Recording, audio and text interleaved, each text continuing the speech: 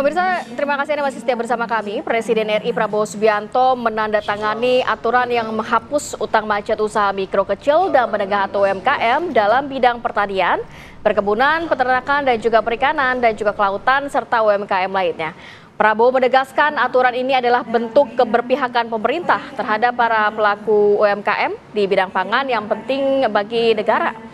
Presiden dalam mengeluarkan aturan ini telah banyak mendengar aspirasi dari berbagai kelompok tani, nelayan, hingga pelaku UMKM yang mengeluhkan terhambatnya usaha dan juga pekerjaan mereka atas piutang macet di bank. Dengan keberpihakan pemerintah terhadap petani, nelayan, hingga UMKM ini, Prabowo berharap para pelaku usaha kecil bidang pangan dapat terus bekerja dan melanjutkan usaha mereka.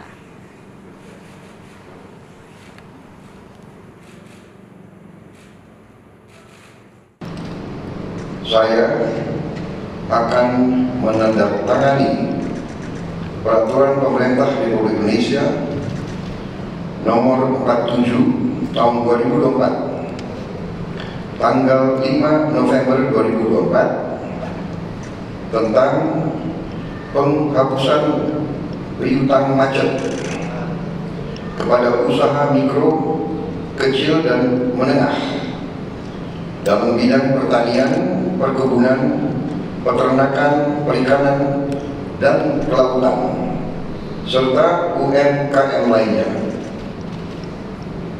Dengan ini, pemerintah berharap dapat membantu saudara-saudara kita, para produsen yang bekerja di bidang pertanian, UMKM, dan sebagai nelayan yang merupakan produsen pangan yang sangat penting, mereka dapat meneruskan usaha-usaha mereka dan mereka bisa lebih berdaya guna untuk bangsa dan negara.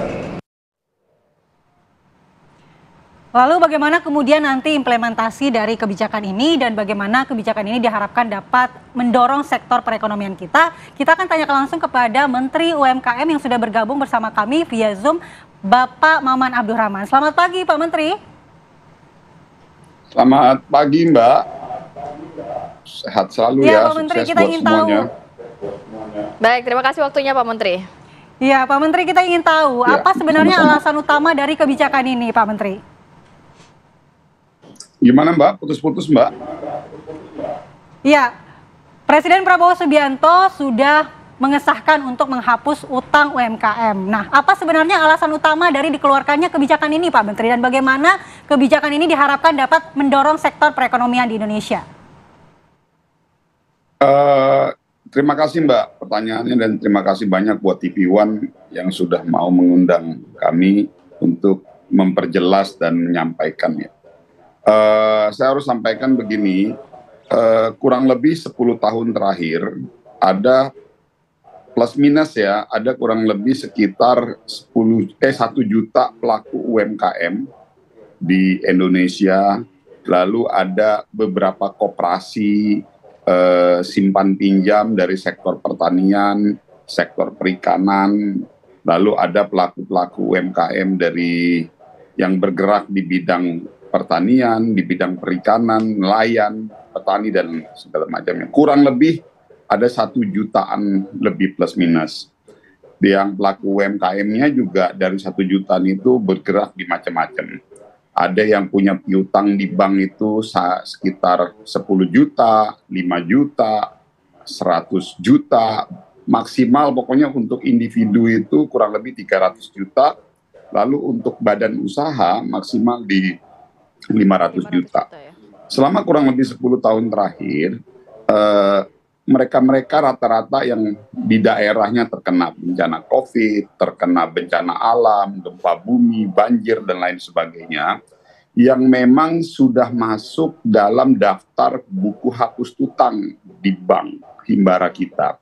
Nah, dampak dari situasi ini, mereka betul-betul terkena blacklist, tidak bisa memutihkan kembali karena kondisinya mereka betul-betul sudah nggak punya kemampuan, dan akhirnya sebagian besar para pelaku-pelaku UMKM, petani dan nelayan ini pada saat mereka untuk hidup kembali atau membuat usaha kembali, ya mereka, karena ini kan ada sistem kan di bank, sistem di bank kita yang memang kalau orang sudah masuk dalam daftar list tersebut, mereka sudah nggak bisa lagi mengajukan peminjaman modal di bank-bank lainnya. Nah, dan di satu sisi pun pihak bank butuh payung hukum untuk menghapus hutang piutang mereka. Artinya apa? Pihak bank sebetulnya secara de facto sudah setuju sebenarnya untuk menghapus piutang mereka di bank himbara kita. Nah, kehadiran Pak Prabowo selaku Presiden Republik Indonesia, beliau menyiapkan payung hukum agar kedua belah pihak, baik pihak bank dan pelaku UMKM, itu bisa diputihkan kembali, dan setelah ini mereka bisa memulai hidupnya lagi untuk mencari pembiayaan baik itu di bank formal, bank himbara kita maupun di bank lainnya. Kurang lebih seperti itu, Mbak. Oke, itu tujuannya atau landasan dari akhirnya adanya pemutihan begitu ya, atau penghapusan dari piutang dari UMKM. Tapi begini Pak Menteri, kalau melihat syaratnya cukup banyak, kenapa cukup banyak ada syarat yang akhirnya membatasi UMKM mana saja yang bisa mendapatkan pemutihan ini, dan bagaimana juga dari pihak kementerian ini untuk nantinya mengantisipasi tidak terjadi moral hazard, dalam arti bagaimana masalah kredit macet ini tidak terulang kembali di UMKM yang sama yang sudah mendapatkan pemutihan ini, Pak? Maka dari itu, kan di situ disebutkan kriterianya bagi para pelaku UMKM yang memang sudah terkena, yang selama kurang lebih 10 tahun ini mereka terkena bencana alam dan lain sebagainya.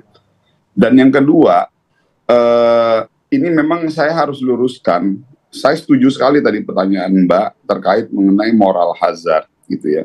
Kita juga nggak mau dari Kementerian UMKM kebijakan ini membuat para pelaku-pelaku UMKM yang lainnya itu membuat ada indikasi seakan-akan memudahkan ataupun memanfaatkan momentum ini.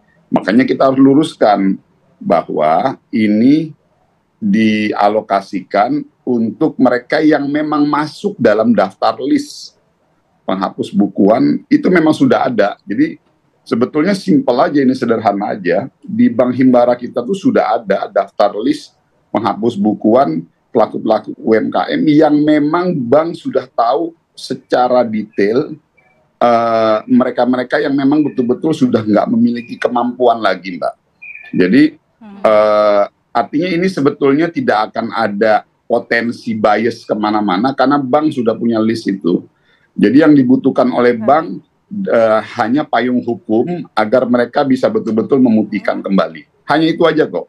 Nah, di sisi lain kan ini memang diperlukan, dan Pak Prabowo selaku Presiden Republik Indonesia, beliau kan pendekatannya adalah ekonomi kerakyatan. Jadi semua ruang atau kesempatan yang memang bisa dilakukan oleh pemerintah untuk mengeluarkan sebuah kebijakan agar ada affirmative action, keberpihakan sebanyak-banyaknya rakyat Indonesia dalam proses perjalanan ekonomi kita, akan diberikan kesempatan itu sebesar-besarnya oleh Pak Prabowo.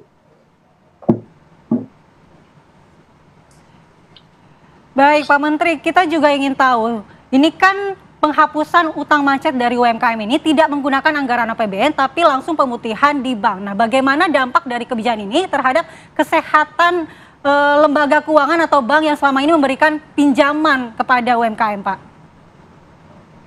Oh, ini bagus sekali nih pertanyaannya Mbak ini. Ini sebetulnya pertanyaan yang ditujukan untuk pihak bank dan para investor-investor perbankan kita. Tanpa mengambil wewenangnya teman-teman bank, tapi saya mencoba mengklarifikasi.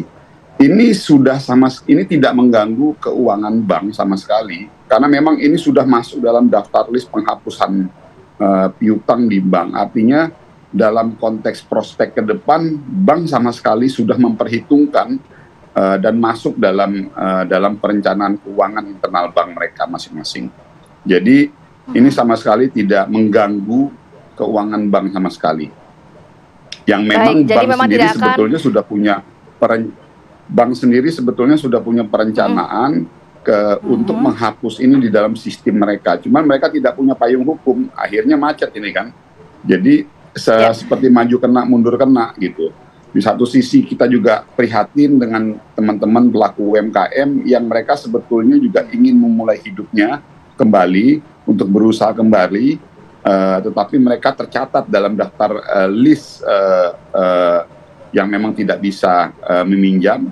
Lalu di sisi lain pihak bank juga sebetulnya ingin membantu, tetapi tidak punya payung hukum. Nah, oleh karena itu dikeluarkanlah PP ini oleh Pak Prabowo sebagai sebuah bentuk keberpihakan dan kepedulian secara simbolik yang ditunjukkan oleh Pak Presiden kepada saudara-saudara kita di seluruh Indonesia, pelaku-pelaku UMKM yang memang betul-betul memerlukan dan membutuhkan support dari pemerintah, karena mereka sudah betul-betul tidak mampu berusaha. Baik, Pak Menteri. Oke, jadi memang tadi Pak Menteri menjelaskan tidak akan ada dampak negatif terhadap stabilitas keuangan dari bank-bank himbara begitu ya. Pak Menteri, ini akan dimulai kapan dan mekanismenya seperti apa? Apakah memang ada juknisnya atau nantinya ada peraturan-peraturan turunan dari PP tersebut, Pak? Terhitung pada saat PP ini sudah dikeluarkan dan ditandatangan, berarti sudah berlaku dan berjalan, Mbak. Dan ini by system kok, Mbak.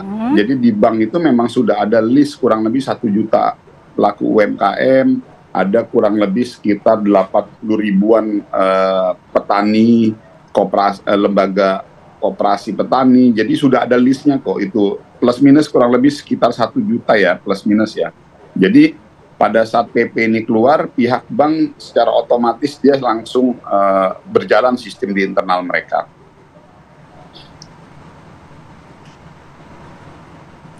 Lalu bagaimana dengan keberlanjutan kebijakan ini ke depannya, Pak? Apakah ada rencana untuk memberikan bantuan finansial atau memudahkan akses permodalan bagi UMKM yang sudah dihapuskan utang macetnya ini, Pak Menteri?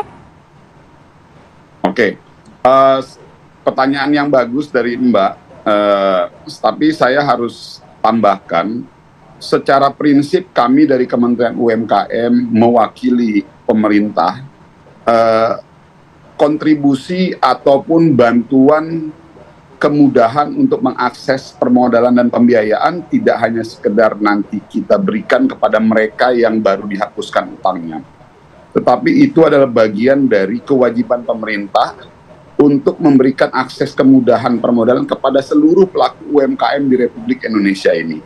Kita sekarang punya kurang lebih 60 juta sampai 65 juta pelaku UMKM yang mayoritas bergerak di sektor mikro. Ada tugas yang diberikan kepada, diamanahkan kepada saya selaku Menteri UMKM oleh Pak Presiden untuk membuat para pelaku-pelaku UMKM kita itu tumbuh ke atas.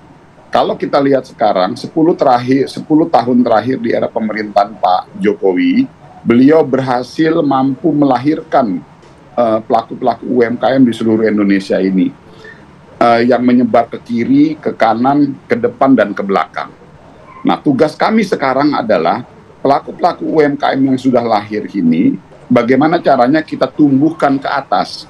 Nah, inilah tugas kami. Salah satunya tadi yang ditanyakan oleh Mbak adalah bagaimana memberikan akses kemudahan untuk mendapatkan permodalan-permodalan yang tentunya dengan bunga yang terjangkau. Nah, sekarang pemerintah sudah punya subsidi KUR yang kurang lebih, kalau kita lihat bunga aslinya kurang lebih sekitar 14-16%, disubsidi oleh pemerintah dari angka 8-10%, yang alhamdulillah rata-rata para pelaku UMKM dia mendapatkan bunga pinjaman kurang lebih sekitar 5-6%. Nah, ini adalah salah satu tools kontribusi keberpihakan kita untuk menumbuhkan semangat kewirausahaan di para pelaku-pelaku UMKM dan agar ada kehadiran pemerintah di dalam tumbuh kembangnya usaha mereka di daerah mereka masing-masing.